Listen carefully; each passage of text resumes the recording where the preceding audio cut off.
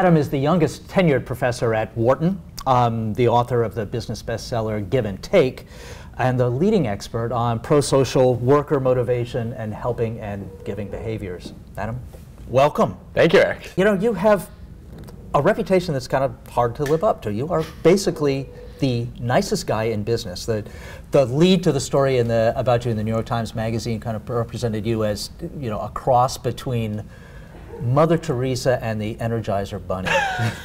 That must be a little tiring. It's a scary thought. So, I mean, do you find, sort of like Peter Sellers, who people would say, they'd meet him and they'd say, all right, now be funny. Do you find people say, all right, well, help me?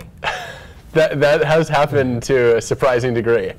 After the New York Times story last year, I got about 4,000 emails in the span of a few weeks. Oh my God, what'd you do with them? I answered them as much as I could. Did you really? I mean, my response time was a lot slower than usual, but for the most part, the emails came from people who were looking for help, and it wasn't always aligned with my expertise, but I tried to point them in the right direction and wanted to do as much as I could. There were a few people where I read their email and thought, this is probably not a good thing for me to get involved in.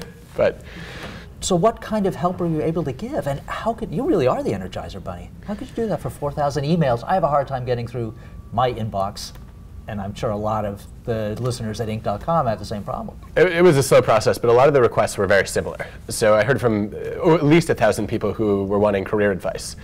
And I have a very hard time giving prescriptive advice to anyone. When I do give people direct guidance, it's usually after a student's been in my class for a semester or I spent a long period of time working with an executive. And so in these cases, the minimum that I was able to say was, you know, I don't know you well enough to be able to make suggestions about your career, but here are some books and articles that I would recommend, and then also here are some assessments that you can take that may give you some ideas. And once I compiled those, it was a very similar set of recommendations for a lot of the people who reached out. When I hear people describe what you do and sort of the promise of give and take, I think of a description someone once gave me of a Victorian novel about heroines, is that the moral is always that virtue is its own reward, and it's often accompanied by a small fortune. Being helpful is its own reward as long as you get a year-end bonus to go with it. Is there an element of the idea that being helpful doesn't work unless you're sincere? There is. There's actually some great research on this by Katie Lillienquist and her colleagues. What they do is they ask you to engage in one of the practices that we see frequently among people who care about helping others, which is advice seeking. So people who are selfish typically don't ask for advice a lot because they don't want to admit that they don't know all the answers.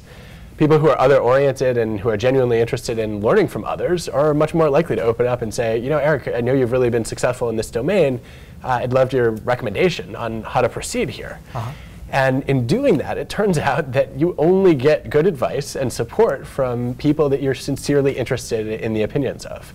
And so if you do this as a strategy to try to get somebody to feel flattered by you, or you try to convince someone that they ought to be supporting you, it falls flat because they recognize that there are self-serving motives behind it.